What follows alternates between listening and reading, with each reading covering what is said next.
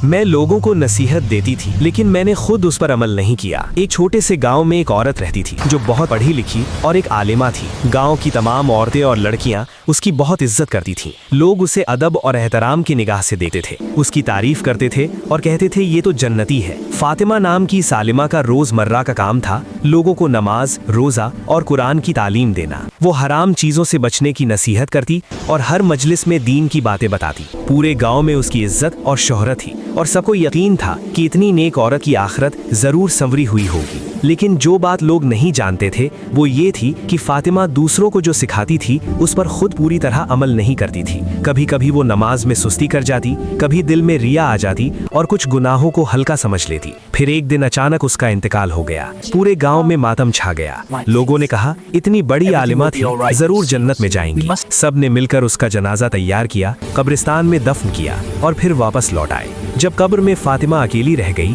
तो मुनकर नकीर दो फरिश्ते आए। उन्होंने सवाल किए, तेरा रब कौन है, तेरा दीन क्या है, तेरा नबी कौन है? और फातिमा ने सही जवाब दिए। इसके बाद फरिश्तों ने उसके आमाल खोल दिए। उन्होंने देखा कि वो लोगों को इल्म देती थी लेकिन खुद उस पर पूरी तरह अमल नहीं करती थी। फैसला हुआ कि उसे अजाब दिया जाएगा क्योंकि उसने इल्म के बावजूद अमल नहीं किया था। ये सुनकर फातिमा रोने लगी और कहने लगी, मैंने तो लोगों को सीधा रास्ता दिखाया, नमाज सिखाई, सब कुछ बताया। फरिश्तों ने कहा तुमने इल्म दिया लेकिन खुद अमल नहीं किया, इसलिए तुम्हारे ऊपर अजाब आ रहा है। इतना कहकर फरिश्ते चले गए। कब्र में आग भड़क उठी। एक मोटा सांप लिपट गया और दीवारें दबने लगी। फातिमा चीख उठी लेकिन अब कोई मदद नहीं थी। इसी तरह और वाकयात सुनने के लिए चैनल को सब्सक्राइब करें और कमेंट में अल्लाहू अकबर जरूर लिखें।